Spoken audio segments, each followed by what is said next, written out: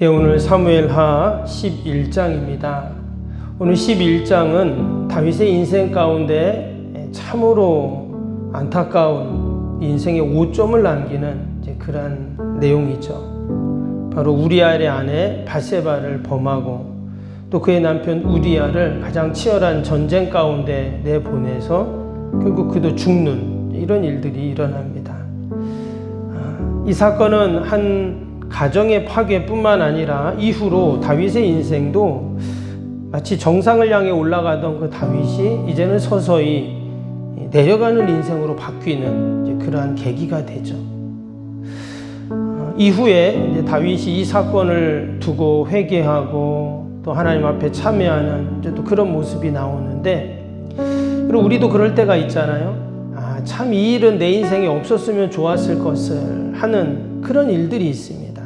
지금 다윗의 인생 가운데 바로 오늘 이 11장에 나오는 내용이 그런 내용이에요. 과연 우리가 다윗의 인생 가운데 있었던 이 치명적인 죄, 과연 우리는 이 사건을 보면서 어떠한 교훈을 얻어야 할까 함께 나누길 원합니다. 우리 1절을 다시 한번 볼까요? 1절 보면 이렇게 시작이 됩니다. 그 해에 돌아와 왕들이 출전할 때가 되매 다윗이 요압과 그에게 있는 그의 부하들과 온 이스라엘 군대를 보내니 그들이 암몬 자손을 멸하고 라빠를 에워싸고 다윗은 예루살렘에 그대로 있더라. 여기 보면 암몬 자손과의 전쟁이 나옵니다. 우리가 전장에서 그 이스라엘과 암몬의 전쟁이 나왔죠. 거기서 이스라엘이 대승을 거두게 됩니다. 원래 이 암몬은 이스라엘에게 조공을 바쳤죠.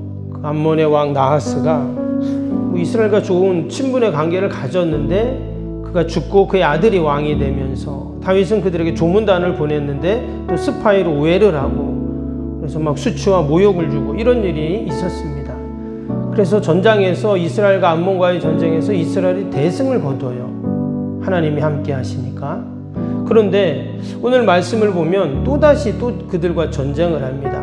그래서 이 고대 사회의 전쟁은 한 번 싸우고 끝나는 전쟁이 아니고 지금 1절을 보면 해가 바뀌었어요. 해가 바뀌어서 또다시 싸우는 그런 내용이 나오게 됩니다. 근데 한 가지 희한한 게 뭐라고 말했냐면 1절을 다시 보시면 그 해가 돌아와 왕들이 출전할 때가 되매 그랬어요. 당시 고대 사회의 전쟁은 왕들이 함께 참여해서 전쟁을 하게 되는데 이어지는 말씀을 보면 다윗은 이 전쟁에 나가지 않습니다. 그리고 요압 장군과 그의 부하들만 싸우게 하는 것이죠. 왜 다윗이 전쟁에 나가지 않았을까? 지금 분명히 왕들이 출전할 때라고 되어 있었는데 그가 나가지 않는 거예요. 이전의 전쟁들을 보면 다윗이 다 참여합니다. 근데 오늘 이 전쟁은 나가질 않았어요. 그리고는 이어지는 2절에 보니까 저녁 때 다윗이 그의 침상에서 일어나 왕궁 옥상에서 거닐다가 그곳에서 보니 한 여인이 목욕을 하는데 힘이 아르다워 보이는지라. 결국 그 바세바가 목욕하는 모습을 보고 그 바세바를 탐하고 또 그와 동침하고 근데 이 바세바는 이제 남편이 있는 여인이었단 말이죠. 그런데 이 절대 권력인 왕의 그 요구를 거절할 수가 없었습니다. 결국은 바세바가 임신하게 되고 다윗은 그 사실을 은폐하기 위해서 온갖 일들을 이제 행하게 되죠. 우리가 이 말씀을 보면서 왕들이 출전할 때 왜 다윗이 출전하지 않았을까? 지금 다윗이 있어야 할 자리는 어디입니까? 전장이었다는 거예요. 근데 그가 있어야 할 그 사명의 자리에 있지 않을 때 지금 이런 일들이 일어나게 된 것입니다. 여러분, 저와 여러분에게 하나님이 주신 귀한 사명이 있습니다. 우리가 그 사명을 늘 충성되이 감당하는 여러분, 저와 여러분 되기를 축복합니다. 아멘. 반면에 그 바세바의 남편인 우리아는 어땠을까요? 여러분, 그 우리아는 전쟁에서 열심히 전쟁하는 그러한 군인이었습니다. 그런데 결국 이 사건을 자신의 수치와 죄와 허물을 감추기 위해서 다윗이 하는 행동을 보면 어떻게 했냐면 6절을 보겠습니다. 있습니다. 6절을 보니까 다윗이 요압에게 기별하여 햇사람 우리아를 내게 보내라 하며 요압이 우리아를 다윗에게로 보내니 그랬어요. 그 전쟁에서 열심히 참여하고 있는 그 밧세바의 남편인 우리아를 오게 하라는 거예요. 와서는 다윗이 그에게 전쟁의 상황을 보고받게 되죠. 그리고는 하는 말이 뭐냐면 집에 가서 쉬어라 그랬어요. 그러니까 휴가를 준 겁니다. 근데 왜 갑자기 휴가를 주냐? 밧세바가 임신했다는 소식을 들었잖아요. 그래서 그의 남편을 보내서 함께 잠자리를 하게 하려는 의도였던 거예요. 근데 이것은 생각해 보면 인륜을 저버리는 그러한 큰 죄죠. 그런데 문제는 우리아가 이제 집에 가지 않습니다. 왜냐? 그의 다른 군인들은 열심히 지금 잠도 못 자고 쉬지도 못하고 전쟁터에서 그렇게 열심히 하고 있는데 어떻게 자기만 쉴 수 있냐는 거예요. 그러니까 우리아의 모습을 보면 그는 누구보다 충성스러운 군인이었죠. 자신에게 맡겨진 사명을 최선을 다하는 그런 사람이었어요. 마치 지금 다윗과 우리아를 다 이렇게 비교를 하고 있어요. 결국 그것도 안 되니 다윗이 결국 어떻게 합니까? 요압 장군에게 비밀 문서를 다 보내게 됩니다. 그것은 뭐였냐면 이 우리아를 가장 치열한 전쟁터 앞에 내보내라는 거예요. 그래서 결국은 그 성벽 가까운 데서 열심히 싸우다가 그 암몬 군인에게 죽게 되는 그런 일들이 일어나죠. 다윗은 자신의 죄를 은폐하기 위해 온갖 힘을 다 기울입니다. 또 남편이 죽었다는 소식을 들은 밧세바가 어때요? 크게 울었다. 26절에 그렇게 나오죠. 근데 그 애곡의 기간이 끝나니까 그 밧세바를 왕궁으로 데려와서 또 아내로 맞이하는 이런 일들이 일어나게 됩니다. 오늘 마지막 절을 보시면 마지막 절에 이런 말씀이 나오죠. 27절입니다. 그 장례를 마침에 다윗이 사람을 보내 그를 왕궁으로 데려오니 그가 그의 아내가 되어 그에게 아들을 낳으니라. 다윗이 행한 그 일이 여호와 보시기에 악하였더라. 참 너무나 안타까운 그런 모습이죠. 12장에 보면 여러분 그 아들이 어떻게 됐을까요? 그 아들도 죽습니다. 왜 이런 비참한 일들이 지금 일어났을까요? 우리가 아는 것처럼 앞에서 지금 다윗은 누구보다 믿음의 사람이었고 또 하나님의 마음에 합한 그런 사람이었습니다. 근데 우리가 이 모든 일련의 일들을 보면서 받는 교훈은 뭐냐면 죄가 너무 무섭다는 거예요. 죄는 참 무서운 거예요. 그냥 다윗이 전쟁에 참여 안 한 것으로 끝나는 그것이 아니라 결국 그 틈을 타서 어때요? 죄가 들어오는 거죠. 죄가 유혹하고 그를 흔들고 그를 넘어뜨리는 사단마귀는 틈만 있으면 그렇게 우리를 유혹하고 우리를 넘어뜨리고 그 죄의 구렁텅이로 우리를 계속 밀어넣게 되는 거죠. 사실 여러분 다윗에게는 많은 아내가 있었죠. 우리가 앞에서도 보았지만 헤브론에서도 여러 아내가 있었고 또 지금 이제 예루살렘에서 통일 왕이 되었을 때도 그렇게 많은 왕비들이 있었습니다. 그럼에도 불구하고 또다시 여인을 탐했다는 거예요. 그래서 다른 말로 하면 그가 죄에 무디어졌다는 것을 보여주는 거예요. 죄에 무디어졌어요. 그것을 알 수 있는 게 25절입니다. 25절 보시면 다윗이 그 요압 장군에게 하는 말입니다. 전령을 통해서 뭐라 했냐면 25절에 다윗이 전령에게 이르되 너는 요압에게 이같이 말하기를 이 일로 걱정하지 말라. 칼은 이 사람이나 저 사람이나 삼키느니라. 그 성을 향하여 더욱 힘써 싸워 함락시키라 하여 너는 그를 담대하게 하라 하니라. 무슨 말이냐면 전쟁을 하다 보면 사람이 죽을 수도 있고 살 수도 있고 그러니까 우리아가 죽은 것 때문에 너무 걱정하지 마라 이런 얘기를 지금 하는 거예요.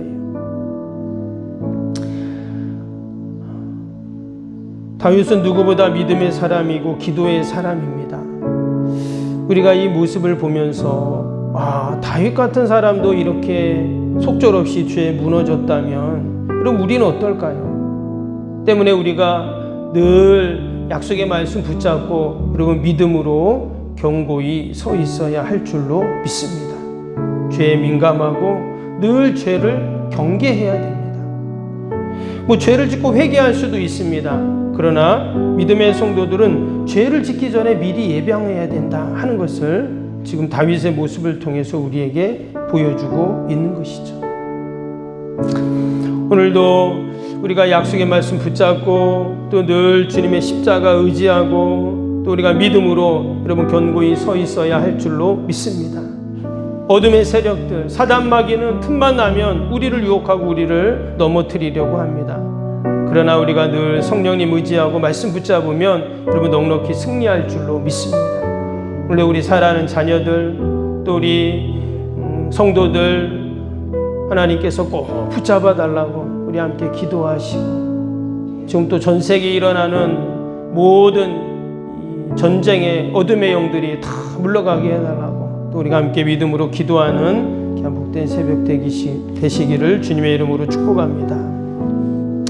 우리 말씀 생각하면서 우리 화요일 기도 함께 할까요? 화요일 기도입니다. 화요일 기도. 시공과 관련한 모든 인허가 절차가 순조롭게 진행되게 하옵소서. 아멘. 건축위원과 설계 및 시공사 간의 원활한 소통이 이루어지게 하옵소서. 아멘. 공사기간 동안 날씨와 모든 환경을 주장하셔서 공정에 차질이 없게 하옵소서. 아멘. 지역 주민들에게 불편함을 끼치지 않는 안전한 공법으로 건축되게 하옵소서. 아멘. 착공부터 완공에 이르기까지 지역사회와 긴밀한 우호관계를 유지하게 하옵소서. 아멘. 건축사와 건설사, 시공사를 붙드시고 조심을 잃지 않고 잘 감당하게 하옵소서. 아멘. 공사기간 동안 안전사고나 불미스러운 일이 한 건도 발생하지 않게 하옵소서. 아멘. 성실하고 책임감 있는 감리로 건축의 시작과 끝이 완벽하게 진행되게 하옵소서. 아멘. 자재 품질 검수가 철저히 이루어지고 공사 일정에 지체되지 않게 하옵소서. 아멘. 최적의 공사기간과 공사비 절감을 위한 세밀한 업무가 이루어지게 하옵소서.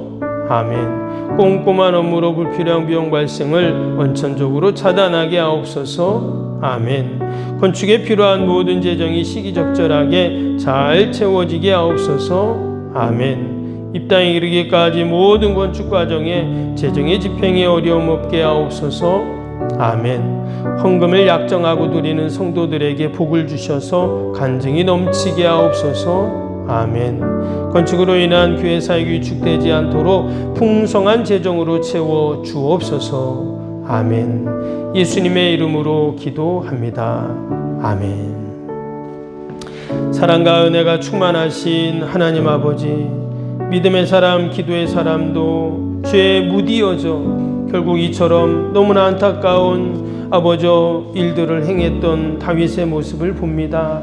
하나님, 우리가 늘 말씀 붙잡고 있게 하시고 사명의 자리에 있게 하시고 늘 하나님의 뜻을 받들게 하여 주옵소서. 어둠의 영 사단 마귀는 틈만 나면 우리를 유혹하고 우리를 아버저 넘어뜨리려고 합니다. 그러나 우리가 믿음 위에 늘 견고히 서 있게 하여 주옵소서. 오늘도 하나님 그러한 소망과 믿음을 갖고 또 주님 전에 나왔습니다. 나라 민족과 또 교회와 이웃과 사랑하는 자녀들 하나님 다 올려드리오니 하나님 돌보시고 선하게 인도하여 주옵소서. 아버저 온 세계가 전쟁으로 고통당하고 어려움 가운데 있습니다. 하나님 이 땅의 모든 어둠의 전쟁의 영들이 다 물러가게 하시고 참된 평화가 임하게 하여 주옵소서. 특별히 기도할 때 하나님 우리 원로 목사님 꼭 붙잡아 주시고 건강 잘 치료하여 주시고 빨리 회복되어 또 함께 주님 전에 나와 예배할 수 있도록 하나님 축복하여 주옵소서. 오늘도 우리의 힘으로 능력으로 할 수 없는 인생의 문제들이 있습니다. 다 주님께 올려드리게 하시고 하나님은 늘 합력하여 선을 이루신다 하셨사오니 하나님 행하시고 이루심을 보게 하여 주옵소서. 오늘도 우리의 가정 일터 자녀들 또 주님의 몸된 교회 요양원 다 올려드리오니 하나님 보살피시고 함께하여 주옵소서. 감사하며 예수님의 이름으로 기도하옵나이다. 아멘. 하늘에 계신 우리 아버지, 아버지의 이름을 거룩하게 하시며 아버지의 나라가 오게 하시며 아버지의 뜻이 하늘에서와 같이 땅에서도 이루어지게 하소서. 오늘 우리에게 일용할 양식을 주시고 우리가 우리에게 잘못한 사람을 용서하여 준 것 같이 우리 죄를 용서하여 주시고 우리를 시험에 빠지지 않게 하시고 악에서 구하소서. 나라와 권능과 영광이 영원히 아버지의 것입니다. 아멘.